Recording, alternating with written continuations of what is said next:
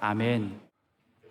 하나님께서 15개월 2주 만에 우리를 생명싸개 속에 보호하시다가 오늘 성찬식하게 하신 주님을 찬양합니다. 너무 감사하고 영광스러운 일입니다. 오늘은 그래서 믿음의 실체에 대해서 좀 본질과 핵심을 좀 같이 나누고자 합니다. 우리가 예수님을 믿는다는 것과 예수님을 믿는 자답게 산다는 것은 조금 차이가 있는 것 같아요. 오늘 우리 모두는 이 성찬식에 참여하면서 예수 믿는 사람일 뿐만 아니라 예수 믿는 자답게 사는 축복을 주셔야만 되는 것이에요. 우리가 그렇게 좀 살았으면 좋겠어요. 지난 토요일 날 우리가 마이크 펜스 부통령 그 간증이 우리에게 좀 와닿은 것 중에 하나가, 그분은 그래도 예수 믿는 자답게 사는 그 증거를 보잖아요. 본인은 성경을 읽을 때에 지혜를 얻기 위해서도 읽지만 그보다 더 중요한 것은 말씀을 순종하기 위하여 읽는다고. 그것은 예수 믿는 자답게 사는 것이라고 말할 수 있는 것입니다. 그래서 오늘 어떻게 하면 우리의 인생의 순례길 가운데 한결같이 시종일관 예수 믿는 자답게 우리가 믿을 수 있겠는가. 오늘 본문의 배경 누가복음 17장 1절부터 4절까지는 예수님께서 제자들에게 먼저 뭐라고 말씀하시는가 하면, 사람 하나를 실족하게 하면 연자 맷돌을 목에 메고 바다에 빠지는 게 낫다. 또 반대로 형제가 7번 잘못하더라도 하루에 7번씩, 마태복음 같은 데는 490번씩 용서하라. 이게 어떻게 가능하겠냐? 아마 형제를 실족해가지고 잘못한 사람이 연자 맷돌을 목에 메고 바다에 빠져 죽는다면 오늘 이 자리는요, 연자 맷돌 익사자들로 여기 그 시신들이, 연자 맷돌 익사 시신들이 여기 둥둥둥둥 떠다닐 거예요 아마. 그리고 또 하루에 7번씩 용서한다. 용서받고 또 용서하고 7번씩. 그러니까 제자들의 입장에서는 자신들의 실력과 능력으로는 이건 불가능하다. 너무 안 되겠다. 이거는 힘들다. 이거는 정말 임파서블이다. 그러니까 오늘 5절에 제자들이 뭐라고 하냐, 주님, 이건 우리 힘으로 안 되니까 우리에게 믿음을 좀 더해 주십시오. 우리에게 믿음을 주십시오. 믿음을 더해 주십시오. 그래갖고 믿음을 요구했어요. 또 나름대로 자기들은 예수님 따르는 몇 년 동안의 헌신도 있고 뭔가 애를 쓴 어떤 그런 그 자기들의 어떤 히스토리를 가지고 주님 앞에 믿음을 다하소서, 그렇게 얘기를 했다고요? 그런데 믿음을 구했는데 예수님은 약간 이해가 되지 않는, 어떻게 보면 좀 뜬금없는, 갑작스럽게 종의 자세를 가져야 한다. 그러니까 믿음을 다하소서 그랬는데 주님은 종의 자세를 가져야 한다. 누가 하루 종일 밖에서 일하고 하루 종일 고생한 그 종에게 주인이 수고했다고 해서 야, 밥 먹어라, 그렇게 하지 않는다는 거예요. 오히려 너 종이니까 8절에 식사 준비 더 하라. 그리고 애를 많이 썼는데 9절에 보니까 종이 그 명령을 지켰다고 주인이 종 보고 야, 감사하라, 감사하다, 이런 말 안 한다는 거예요. 더더구나 아주 절정은 뭐냐면 10절에 그렇게 애쓴 종이 주인에게 그렇게 수고를 한데도 불구하고 우리는 무익한 종이다. 내가 그냥 해야 할 것 했다고? 그러니까 이 종의 섬김의 어떤 실천이 4번을 겹쳤어요. fourfold. 4번 걸 겹친 거예요. 그러니까 제자들의 입장에서는 믿음을 더해달라, 큰 믿음 더해달라 그랬는데 주님은 단호하게 아니야, 너희들은 종의 자세를 가져야 돼. 이런 말씀을 우리가 듣고 마음이 좀 편하지가 않아요. 그러니까 종은 고대 사회에서 인권도 없는 것 같고 주인의 소유물 취급을 아무리 받았다 하더라도 어떻게 사랑의 원자탄 되시고 사랑의 본체이신 예수님께서 이렇게 좀 매정하게 말씀하시나, 어떤 면에 좀 섭섭할 수 있는 것이에요. 그러니 오늘 이 말씀은 세상의 가치관과 세상의 흐름에 오염된 우리의 마음으로는 도저히 이해할 수 없는 수준 높은 말씀이요, 어떻게 보면 혁명적인 말씀이요, 완전히 어떻게 새판짜기를 위한 말씀이 아닐까. 믿음을 더해달라고 하는데 왜 주님은 종의 자세를 말씀하셨을까? 그래서 먼저 오늘 첫 번째 성찬을 앞에 놓고 첫 번째 우리가 생각할 것은 뽕나무 뿌리가 어떻게 뽑히느냐. 우리에게 믿음을 다하소서 그랬는데 주님께서는 6절에 겨자씨 하나일 만한 믿음이 있었더라면 이 뽕나무 뿌리가 뽑혀 바다에 심기우라 하였을 것이요. 그러니까 제자들의 입장에서는 좀 큰 믿음 가져야 어떻게 연자맷돌 이런 실수를 안 하고 또 7번씩 용서하는 이 큰 믿음이 있어야 되는데 어떻게 큰 믿음은 됩니까? 그러니까 주님께서 뭐라고 하냐, 아니야, 큰 믿음이 필요한 것이 아니라 지금 겨자씨 하나일 만한 믿음이 필요한 거야. 그럼 겨자씨 하나일 만한 믿음이 뭔가? 겨자씨 하나일 만한 믿음이 뭔가? 여러분, 뽕나무 뿌리가 뽑히는 것 자체가 기적이에요. 여러분, 식물들을 보면 뽕나무 뿌리는 아주 깊고 뿌리가 많아요. 웬만한 힘이 아니면 포크레인 이런 거 없으면 아마 뽕나무 뿌리 다 못 뽑을 거예요. 아니면 위에 크레인이 내려와가지고 번쩍 이렇게 뽑아. 그것도 그 당시에는 크레인도 없었으니까. 더더구나 뽕나무 뿌리가 뽑혀가지고 바다에 심겨서 바다에서 자란다. 그거는 더 불가능해요. 뭐라고 말씀하십니까? 기적 같은 거 아니면 안 된다는 거예요, 이것이. 기적을 일으켜야 뽕나무 뿌리가 뽑혀지고 기적을 일으켜야 뽕나무 뿌리가 바다에 심겨지는데 주님의 말씀은 그 기적 신경 쓰지 마라. 너희들이 필요한 것은 겨자씨 하나일 만한 믿음이야. 그러니까 오늘 주님이 말씀하시는 신앙의 본체, 믿음의 핵심은 뭐냐 하면 겨자씨처럼 작은 것이지만 거기에 믿음의 능력이 담겨 있는데 중요한 것은 뭐냐? 기적 갖고는 사람이 안 바뀐다는 것이에요. 기적과 이적으로는 사람이 쉽게 바뀌지 않는다는 것이에요. 예를 들어서 가장 큰 기적이었던 요한복음 11장에 나사로가 살아난 사건, 그걸 보면 사람들이 다 뒤집어지고 사람들이 다 회개하고 다 믿음 가져야 될 터인데 어떻게 했습니까? 많은 사람들이 나사로가 살아난 것 보고도 오히려 예수님을 죽이려고 모의한 것이에요. 38년 된 병자가 기적처럼 나왔는데 그걸 보고 감동 감화받아가지고 변화된 것이 아니라 많은 사람들이 오히려 안식일에 예수님이 잘못했다고 올가매려고 한 것이에요. 여러분, 예수님의 그 사역의 공생의 초창기 때 이럴 때는 예수님이 기적을 많이 행하셨는데 예수님의 가장 중요한 사역은 십자가 사역이었어요. 주님의 공생애가 끝으로 가면 갈수록 주님은 오히려 기적을 행하지 않으셨어요. 왜냐하면 기적이 사람을 변화시키는 것이 아니고 기적보다 중요한 평범한 일상사에서 승리하는 것이 참된 믿음의 요체이다. 그 참된 믿음의 요체가 뭐냐? 큰 믿음의 실체가 뭐냐? 그것이 바로 오늘 7절부터 10절까지 있는 이 믿음의 핵심이 바로 섬김이다. 섬김이 4번이나 겹치는 것이다. 그러니까 사람들은 큰 거 한 방을 요구하는데, 대단한 믿음은 큰 거 한 방을 요구하는데 주님은 믿음의 실체와 본질이 아니야. 그거 진짜 중요한 건 뭐냐?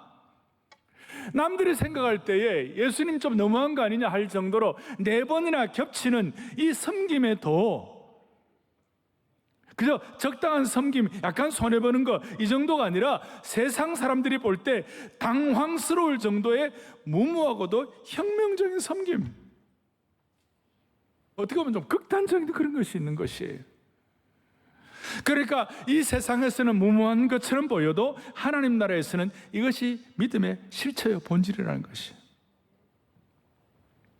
그리고 사람마다 뽕나무 뿌리가 있다. 사람들마다 쓴뿌리가 있다. 사람들마다 상처의 깊은 뿌리가 있는데 그걸 처리하려면 오늘 성찬 앞에 놓고 우리가 이 15개월 동안 공식적으로 하지 못했던 이 성찬 앞에 놓고 저와 여러분에게 지난 15개월 동안 있었던 수많은 쓴뿌리들, 수많은 뽕나무 뿌리들이 어떻게 이것이 뽑혀질 수가 있겠는가?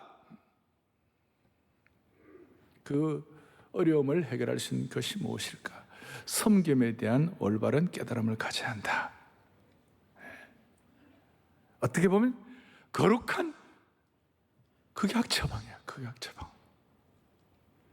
저도 한 40여 년의 사역을 하면서 수많은 난관들이 있었고 우여곡절이 많았습니다. 저희 부족함 때문에 생긴 것일 수도 있고 또 외적으로 또 어려움을 당하는 것일 수도 있고 다 있었는데요. 나 정말 어떻게 사역하지 하면서 사역의 난관 가운데 참 마음이 아플 때가 있어요. 그때마다 저 같은 경우는 어떻게 주님이 해결해 주시나 하면 내 목회의 본질이 뭔가? 무슨 담임 목회자라고 이렇게 자리에 포지션하는 그게 아니고 섬김이 요체구나. 내가 주님 앞에 서는 그날까지 끝까지 내 사역의 본질은 섬김이구나. 이걸 생각하고 다시 이걸 회복하는 순간 많은 난제들이 해결되는 것을 경험했습니다. 그런데 오늘날 수천 수만의 책들과 여러분 유튜브는 오늘도 당신이 원하는 대로 당신 자기중심의 삶을 살라고 하는 메시지를 계속 보내고 있는 거예요. 변화되기 전에 제자들도 똑같았습니다. 제자들은 예수님을 3년 동안 따라다니면서 예수님의 섬김을 보면서도 자기 중심의 사고방식에서 벗어나지를 못했어요. 그래서 심지어 예수님이 십자가에 못 박혀 달려 돌아가시기 전날까지도 누가 큰 자인가 하고 서로 다퉜고 그만큼 쓴뿌리가 깊었다는 것입니다. 그때 예수님께서 아주 어떻게 보면 거룩한 극약 처방을 하셨는데 그것이 뭐냐? 주님께서 유사일에 스승이 제자들의 먼지와 때로 찌든 발을 씻긴 스승이 예수님이 유일했다니까요, 그 당시. 그러니까 뽕나무 뿌리가 안 뽑혀진다. 더 큰 믿음 요구하지 말고 한방 요구하지 말고 일상의 삶에서 너희들이 깨닫는 것이 있어야 되고 그 가운데서 섬김의 도가 무엇인지 제대로 알아야 한다. 오늘 성찬식을 앞에 두고 믿음의 한방을 생각하지 말고 내 중심에 뽕나무 뿌리를 뽑는 그런 실체가 있는 성찬식이 되기를 바라는 것입니다. 가톨릭은 성사라 그래가지고 거룩한 예식을 7가지를 합니다. 여러 가지 고해 성사, 마지막 정부 성사까지 하는데 우리 프로테스탄트는 2가지밖에 없습니다. 세례와 성찬입니다. 그런데 우리 프로테스탄트 안에 브레들은 형제 교단이라고 있습니다. 거기는 이 성례가 3가지예요. 3가지. 세례와 성찬과 세족식이 있습니다. 오죽하면 자기 중심의 뽕나무 뿌리를 뽑으려면 예수님의 세족식을 기억하라 그것이죠. 그래서 겨자씨와 같은 믿음은 4번의 겹침의 섬김에서부터 시작한다는 것입니다. 한 번 더 확인하죠. 7절에 예수님께서 참된 섬김의 표준을 제시해 주시는데 섬김의 깊이와 본질을 말씀하시는데 그리스도인답게 섬김의 어떤 표준, 소위 servant 리더십의 스탠다드를 보여주신 거예요. 그러니까 섬김의 어떤 표준을 보여주신 것이 7절에 밭에서 돌아오면 그대로 앉아가지고 밥 먹으러 할 사 어디 있냐? 없다는 거예요. 하루 종일 밖에서 밭이라고 돌아왔는데 오히려 도리어 먹을 거 준비하라고 8절에 먹을 거 준비하고 띠를 띠고 먹고 마시는 동안에 수종 들고 너는 그 후에 먹고 마시라 하지 않겠는가? 9절에 보니까 한 단계 더 올라가는 거예요. 명한 대로 하였다고 종에게 감사하겠느냐? 하루 종일 바깥에 열심히 하고 집안일도 애쓴다고 주인이 종에게 감사하지 않는다는 건 당연한 거라는 것이. 그리고 기가 막힌 건 10절에 그렇게 애를 쓰고 수고했는데 오히려 나는 무익한 종이다. 우리가 하야 할 일을 당연히 했다. 소위 종의 자세를 4번이나 겹쳐서 말씀하시는 거예요. 저는 이것 때문에 저는 어릴 때 제가 청년 시절에 리더 서임식이라고 대학부에서 이제 제자 훈련을 하고 그 훈련한 사람을 각 캠퍼스마다 혹은 성경 공부 팀의 리더로 임명을 할 때 주로 이 말씀을 주로 많이 써가지고 서임식 파송 메시지를 했어요. 개척하고 성도들을 제자 훈련해가지고 순장으로 파송할 때 이 말씀을 많이 했어요. 지금 사랑의 교회 순장님들 섬김의 도를 실천할 때 이 말씀이 요절이 될 때가 많았어요. 우리는 지금 큰 거 한 방을 기대하고 있는데 아니야. 예수님 마지막 십자가 사건 그 마지막 때는 주님이 기적을 별로 안 일으키셨다고 말씀드렸고, 정말 중요한 믿음의 본체는 섬김과 연결된 줄로 믿습니다. 이게 왜 그러냐면 빌립보서 2장 7절에 보면 오히려 자기를 비워 종의 형체를 가지사 사람들과 같이 되셨고, 예수님이 땅에 오셔가지고 우리의 사람의 몸을 입으실 때 주님의 몸을 입으신 그 몸의 하나의 제일 표현이 뭐냐? 종의 형체를 가지셨다. 그러니까 예수 믿는 저와 여러분들은 아주 자연스러운 것이 뭐냐면 예수님을 제대로 믿게 되면 이 servantship, 종의 DNA가 주님으로부터 우리에게 이전되는 것이에요. 트랜스퍼되는 것이에요. 그러니까 우리는 애매하고 막 막 폼 잡고 이런 게 우리는 좀 불편한 거예요. 제가 오늘 너무 진지하게 말씀하니까 여러분들이 받아들이는 분도 진지하게 받아들이는데 뭐 좋은 거라고 생각해요. 그런데 다시요, 예수 믿고 구원받고 하나님의 자녀가 되면 자연스럽게 예수님의 종됨, 예수님의 그 종의 DNA가, 종의 유전자가 우리에게 이식된다니까요.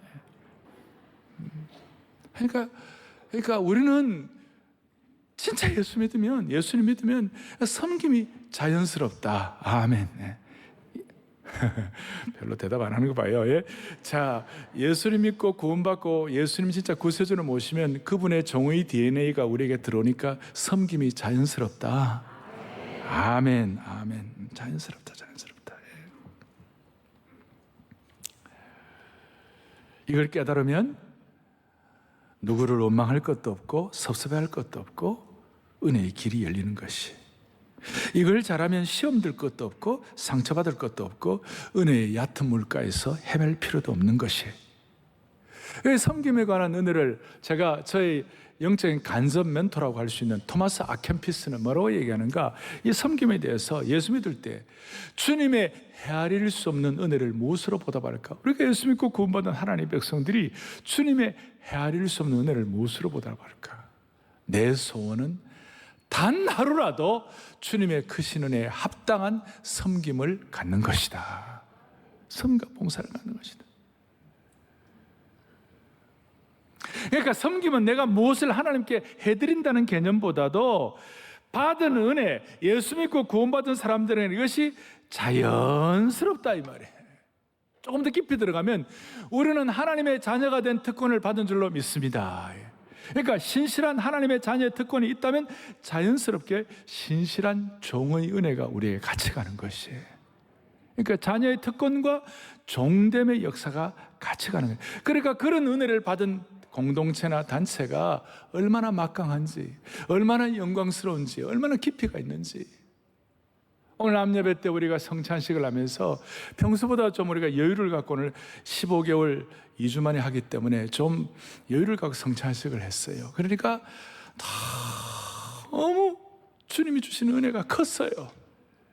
그리고 그 감격과 기름 부음이 충만해가지고 마음속에 확증이 생긴 거예요. 이런 공동체, 이런 기름 부음, 이런 교회의 영광을 누가 감히 훼손할 것인가? 그것은 바로 우리가 하나님의 자녀의 특권의식과 우리의 종됨이 지혜롭게 균형을 이룰 때 가능한 것이에요. 이것이 바로 예수를 믿는다는 것과 함께 예수님을 믿는 자답게 사는 것입니다. 제가 이런 말씀을 드리면 어떤 분들은 좀 가혹하다, 좀 억울하다, 그렇게 속상할 분들이 있을지 모릅니다. 주님은 나에게 무슨 억하심정이 있어서 그렇게 내보내라 겹치는 섬김을 요구하시나, 그런 마음이 들 수도 있습니다. 제가 미국 신학교 다닐 때 들었던 참 유명한 일화가 있습니다. 티오도로 루즈벨트라고 지금부터 한 110여 년 전에 미국 8년 동안 통치한 대통령이 있었는데, 그 당시는 비행기가 없었기 때문에 이분이 사냥을 좋아해서 아프리카 지역에 가서 사냥을 했습니다. 그리고 사냥을 하고 이제 아프리카에서 미국으로 돌아오게 되었습니다. 그 돌아오는 배를 같이 누가 탔느냐, 아프리카의 선교를 평생 하고 선교 마치고 다시 이제 미국으로 귀환하는 노 선교사 부부가 있었습니다. 그래가지고 뉴욕항에 이제 같이 도착을 했는데, 그 항구에는 이 대통령을 기다리는 환영 인파들과 밴드가 대단했습니다. 배가 뉴욕항에 도착하자마자 대통령 찬가가 나오고 고위 공직자들이 맞이하러 나왔습니다. 근데 이 노 선교사 부부를 파송한 단체와 교회가 아마 연결이 잘 안 돼서 그랬는지 아무도 영접하러 나오지 않았고 아무도 관심이 없었습니다. 부부는 조용히 내려가지고 뉴욕의 그 이스트 사이드의 허름한 아파트에 들어갔습니다. 남편 선교사의 마음에 좀 섭섭함이 몰려왔습니다. 아프리카에 선교까지 다 하고 일생을 바치고 돌아왔는데, 우리는 이제 돈도 없고 돌봐주는 사람도 없고 관심 기울이는 사람조차 한 명도 없네. 우리가 평생을 하나님께 선교사로 헌신했는데 얻은 것이 하나도 없구나. 그런데 루즈벨트 대통령은 저렇게 사냥하고 돌아왔는데 저렇게 환영하고, 이건 좀 불공평한 것이 아닌가. 그래서 조금 마음이 좀 불공평한 것 때문에 마음이 좀 힘들어했어요. 그런데 그 아내 선교사가 그랬어요. 여보, 물론 불공평해요. 그렇지만 당신의 그 속 상한 마음을 주님께로 좀 올려드리면 어떨까요? 여러분, 나이가 늙으면 아내 말 듣는 것이 좋아요.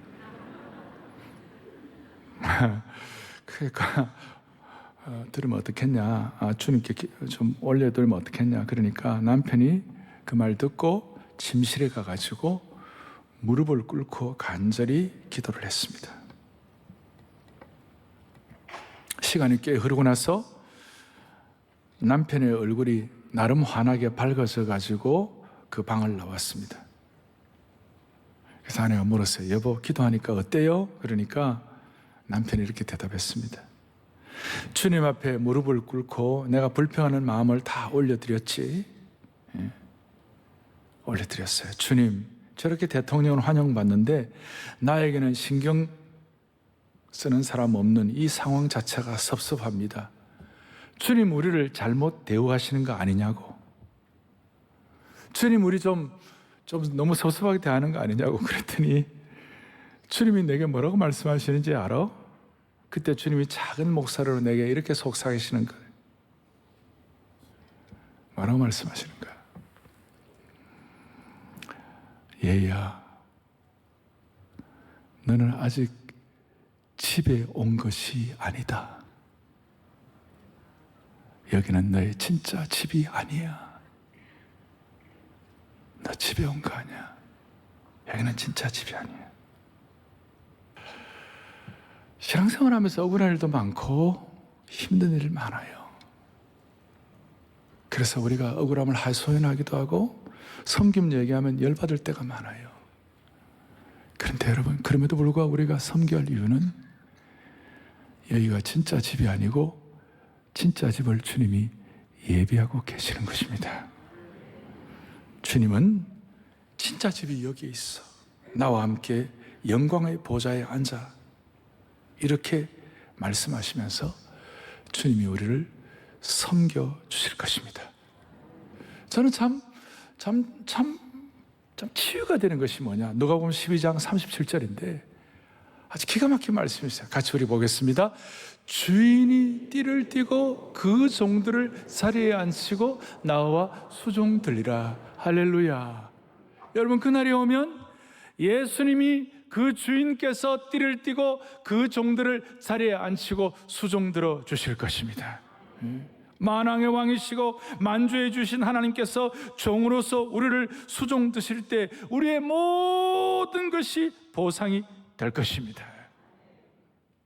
그래서 좀 억울하더라도, 좀 안타까운 일이 있더라도 우리 주님 이 믿음의 본체를, 실체를 우리가 확인하면서 우리의 믿음을 make a double, your faith make a double, 우리의 믿음을 더블로, 트리플로, 포폴드로.